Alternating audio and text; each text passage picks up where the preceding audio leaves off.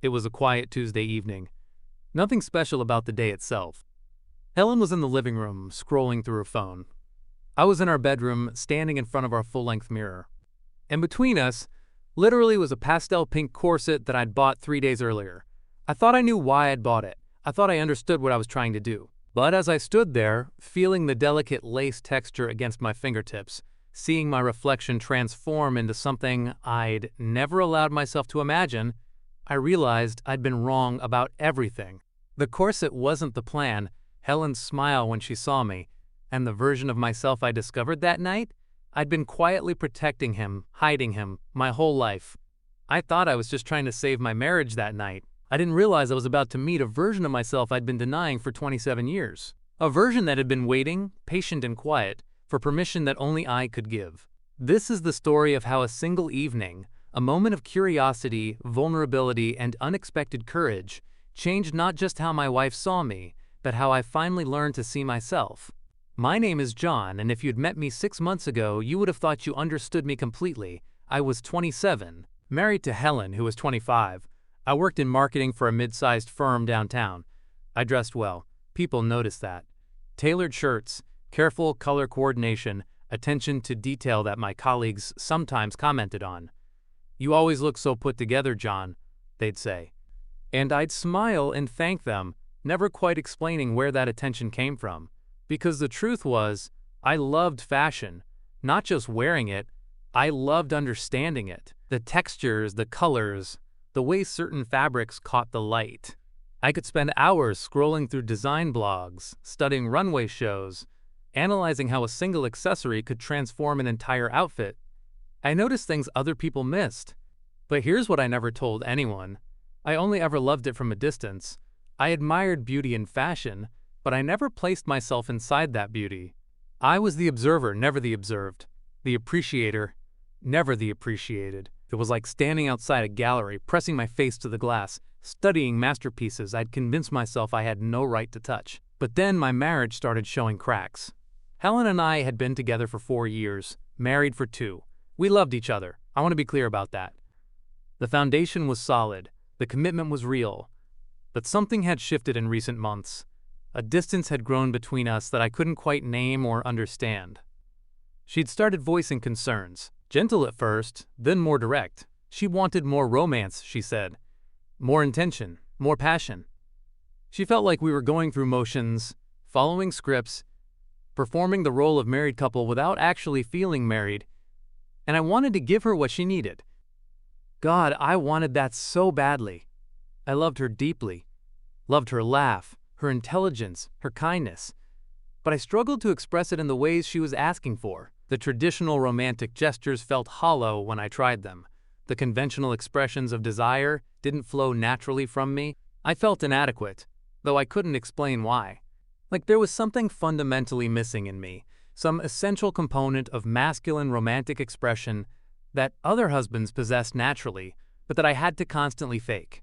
The harder I tried to be what I thought she needed, the more inauthentic I felt. And the more inauthentic I felt, the more distant we became. It was a cycle I didn't know how to break. Until one night, desperate to do something right, I started searching online for gift ideas. Something that would show Helen I was paying attention. Something that would spark the romance she was missing. Something that would prove I could be the husband she deserved. That's when I saw it. I was scrolling through boutique websites, looking at jewelry and perfumes and all the traditional anniversary-type gifts, when an advertisement caught my eye. It was so beautiful it literally made me stop moving. A pastel pink corset. I'd never looked at lingerie before. Not really. Oh, I'd bought Helen things over the years. Practical sets. The kind you pick up from department stores without much thought, but I'd never actually looked. Never studied the garments themselves with the same attention I gave to other aspects of fashion. But this corset, this was different. It wasn't just the color, though the pastel pink was stunning, soft, and romantic. The color of sunset clouds or cotton candy, something delicate and dreamy. It was the construction. The way the lace overlay created texture and depth. The ribbon detailing at the front, like a gift being presented. The strapless design that suggested both elegance and playfulness. I clicked through to the full product page, my heart beating faster for reasons I didn't fully understand. The set came complete. The corset, yes, but also a short white layered ruffle skirt, sheer white thigh-high stockings with lace garter straps, and this detail made my breath catch: pink satin platform heels with ankle straps and chunky heels that perfectly matched the corset.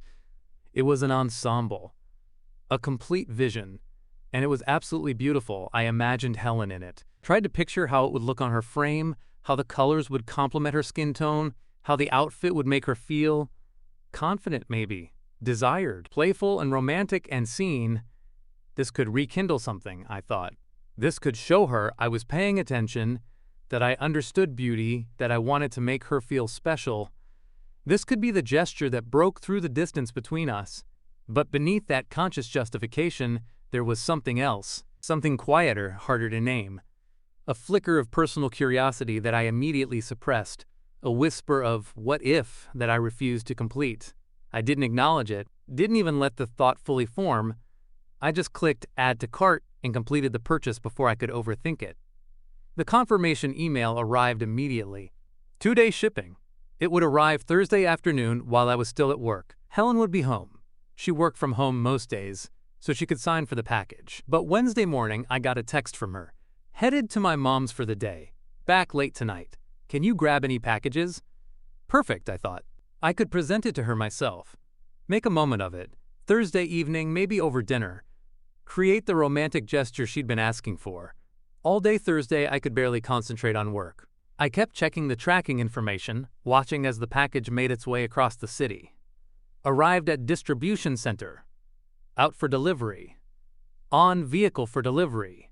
By the time I left the office at 5:30, anticipation had built to an almost unbearable pitch. This was going to work. This was going to show Helen how much I cared, how much attention I paid to beauty and detail and romance. I had no idea that the gift wasn't meant for her. Not really. I just didn't know it yet. The package was waiting on our doorstep when I got home. Discreet brown box, no indication of contents. I brought it inside, set it on the kitchen counter, and waited for Helen to finish her work call in the home office. My hands were actually shaking slightly as I opened the box. The tissue paper inside was a delicate cream color, and beneath it, the pastel pink of the corset glowed like something precious. I lifted it carefully, feeling the weight of the fabric, the delicate lace texture, the quality of the construction. It was even more beautiful in person. Helen emerged from the office around 7, looking tired. It had been a long day for her, I could tell. Multiple client calls, deadline pressures. But I hoped that this might be exactly what she needed, a surprise. Something beautiful and unexpected. I got you something, I said, trying to keep my voice casual despite the nervous energy coursing through me. She looked up, curious. Yeah? I presented the box with what I hoped was romantic flair. I saw this and thought of you. Thought maybe, I don't know, thought it might be fun. She opened the tissue paper slowly, her expression carefully neutral. She lifted the corset, examined it, looked at the other pieces. The skirt, the stockings, the heels. And then, nothing. Not disgust or offense, nothing that extreme, just a polite distance. A faint smile that didn't quite reach her eyes. The expression you give when someone has tried hard but missed the mark entirely. It's nice, she said, but the words were automatic. Empty. You don't like it, I said, and it wasn't a question. She sighed, set the outfit back in the box gently. It's not that I don't like it, it's just, I don't know. It doesn't feel like me. You know, like, I can see it's beautiful. The quality is obviously there. But when I look at it, I don't see myself wearing it. I don't feel excited by it. Each word landed like a small stone dropped into still water. Ripples of rejection spreading outward, touching everything. I felt the familiar inadequacy rising. Once again, I'd tried to express love and desire in a conventional way, and once again, I'd somehow gotten it wrong. I didn't understand. I'd paid attention to beauty, to quality, to detail, all the things I knew I was good at. So why hadn't it worked? I'm sorry, Helen said, and her voice was genuinely apologetic. I know you meant well. I can see you put thought into this. It's not quite right for me. The silence that followed was heavy, uncomfortable. I felt rejected, yes, but not just as a husband. As someone trying. As someone who kept reaching for connection and somehow never quite grasping it, I started to pack the items back into the box, trying to hide my disappointment. Already mentally composing the return request. Already cataloging this as another failed attempt at traditional romance. And then something happened. Something I didn't plan, didn't think through, didn't consciously decide. Words came out of my mouth before I could stop them. What if I tried it on? I said it lightly, almost joking, half laughing, as if it was ridiculous, absurd, just a silly thought. But the moment the words existed in the air between us, the energy in the room changed. Helen looked up, really looked at me. For a moment she didn't say anything. And in that silence, every fear I'd ever had rushed in at once. And slowly, so slowly, she smiled. Not the polite, distant smile from before. This was different. Real, intrigued. A smile that said yes before her mouth did. Actually, she said, her voice suddenly more alive than it had been all evening. That would be interesting. That smile. That was the moment everything shifted. There was panic, absolutely. That immediate social conditioning that screamed, "What are you doing? Take it back, laugh it off, pretend you didn't mean it." "You're serious?" I asked, giving myself one more chance to retreat. Helen was sitting forward now, her previous tiredness completely gone. "I mean, why not? You clearly have an eye for this stuff." The way she said it, there was no mockery there, no judgment. Just honest observation and encouragement. "Try it on," Helen said softly. Then, more firmly, "I want to see." And that's when I understood something crucial. She wasn't humoring me. She wasn't setting up a joke. She was genuinely intrigued, genuinely interested in seeing this aspect of me that had just accidentally revealed itself. But the internal resistance was still there. What would it mean if I did this? What would it say about me? About us? About everything I'd built my identity around? These questions spiraled through my mind, but beneath them was that insistent curiosity, that quiet voice that had been waiting my entire life for exactly this permission. "Okay," I heard myself say. "Okay, I'll try it." Helen's smile grew. "Good, take your time. Do it right." I gathered the items from the box carefully. The corset, the skirt, the stockings and garters, the heels. Each piece felt weighted with possibility. "I'll need a few minutes," I said. "Take however long you need," Helen replied. She settled back on the couch, picking up her phone but watching me over the top of it, that intrigued smile still playing at her lips. I stepped into our bedroom, closed the door behind me, and stood there holding an armful of delicate pink and white fabric. My heart was pounding so hard I could hear it. I stepped into the bedroom believing I was about to perform. I didn't know I was about to transform. I stood in front of our bedroom mirror, the outfit laid carefully on the bed, and realized I had no idea where to start. This wasn't like getting dressed for work. This wasn't pulling on jeans and a shirt. This was something else entirely. Something that required thought, care, intention. And then I remembered the makeup bag in our bathroom drawer. Helen wouldn't mind, I thought. And if I was going to do this, if I was really going to do this right, then I needed to commit fully. Half measures wouldn't capture whatever this moment was trying to become. I gathered foundation, blush, eyeliner, mascara, lipstick, stood in front of the bathroom mirror under the bright vanity lights. My own face looked back at me, familiar and strange all at once. The first brushstroke of foundation felt like crossing a threshold. This wasn't costume, this was presentation. Each movement deliberate, careful. I'd watched Helen do her makeup hundreds of times, absorbed the techniques without really understanding why I was paying such close attention. Now I understood. I'd been studying because some part of me always wanted to try. The foundation evened out my skin tone, created a smooth canvas. Then blush, just a touch on the apples of my cheeks, bringing warmth and dimension to my face. Eyeliner came next, and my hand shook slightly as I drew the line along my upper lid. Not perfect, but decent.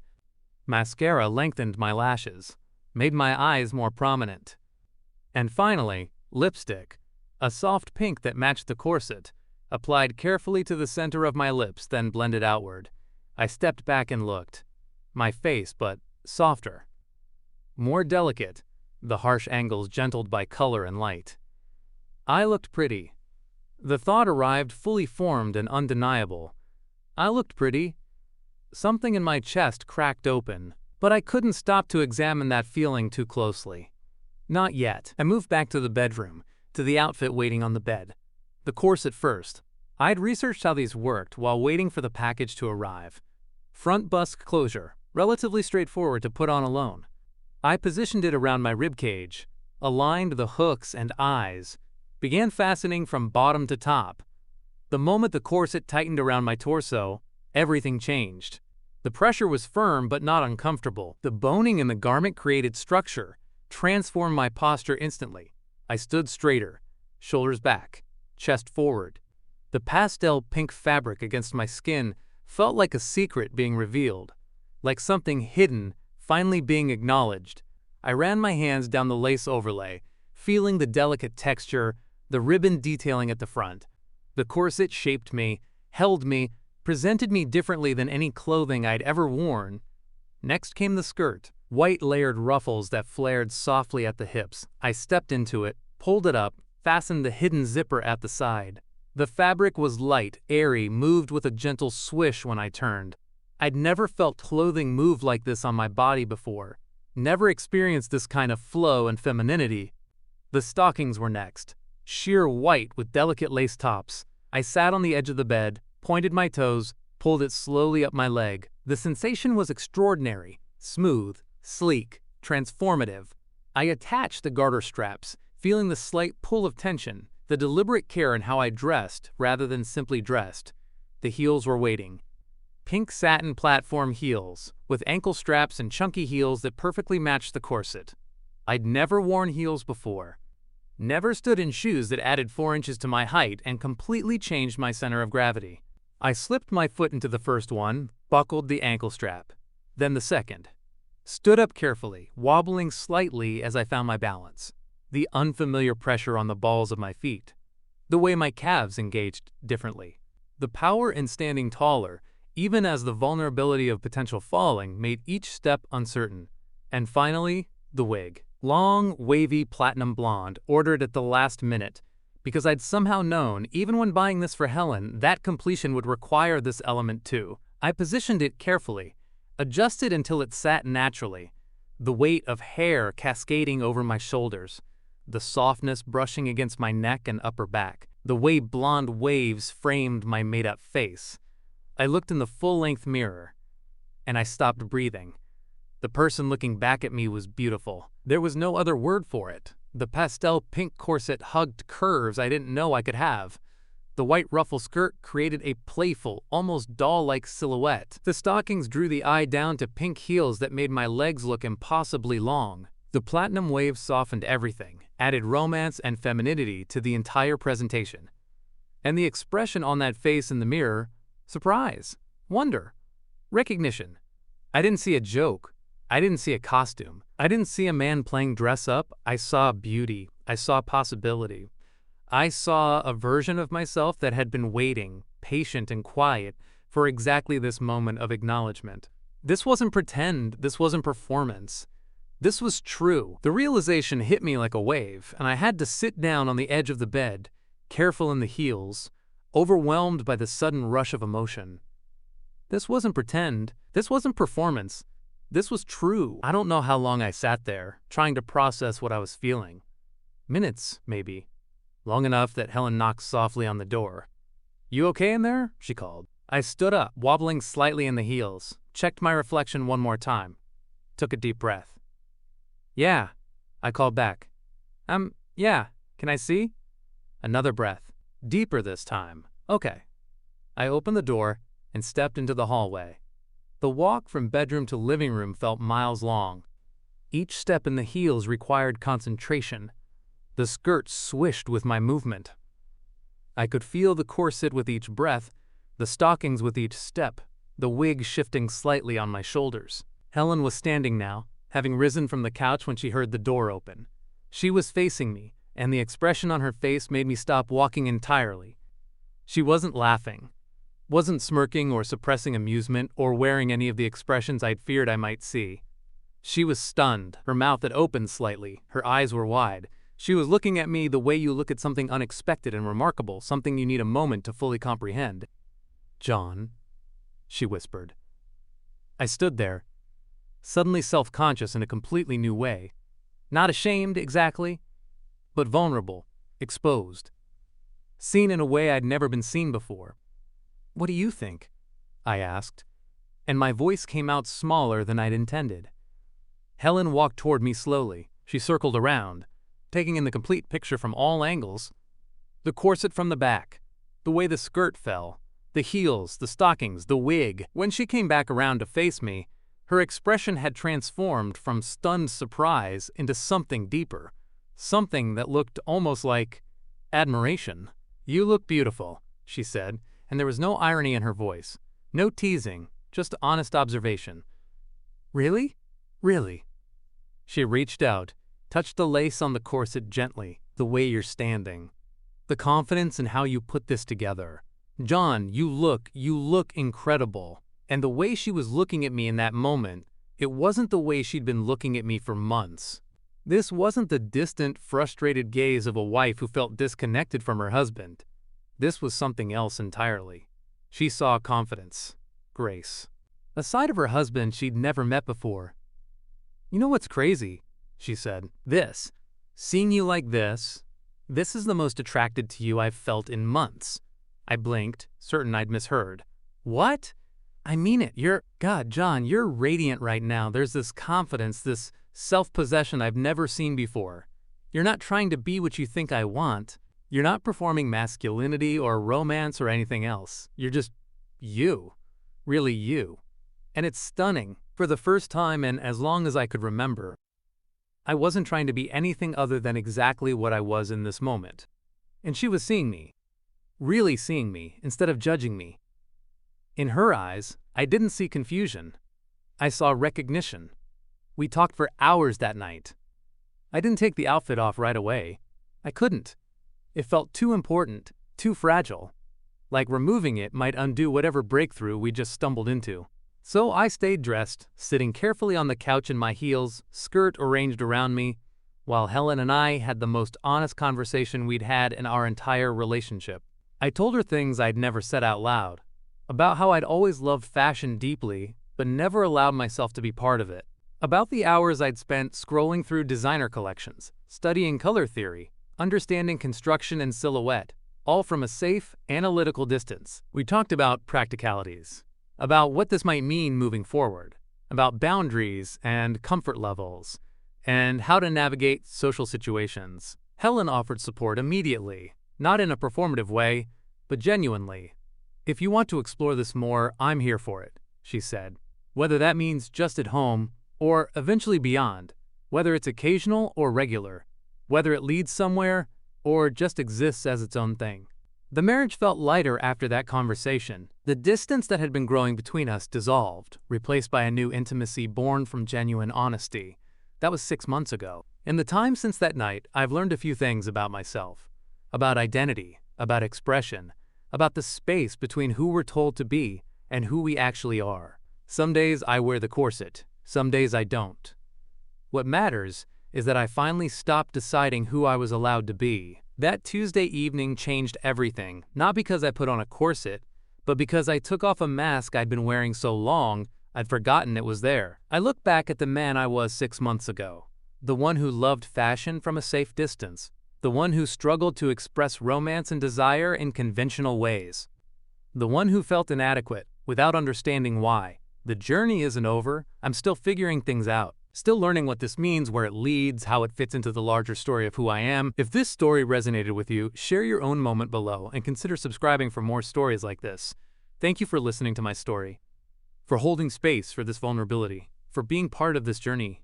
The end. Country Comment and Activities CTA. Before we dive in, please hit that subscribe button and join the Gender Diary family for more heartfelt stories about discovery, transformation, and love. And I'd love to know, what time and country are you watching from? Drop it in the comments below.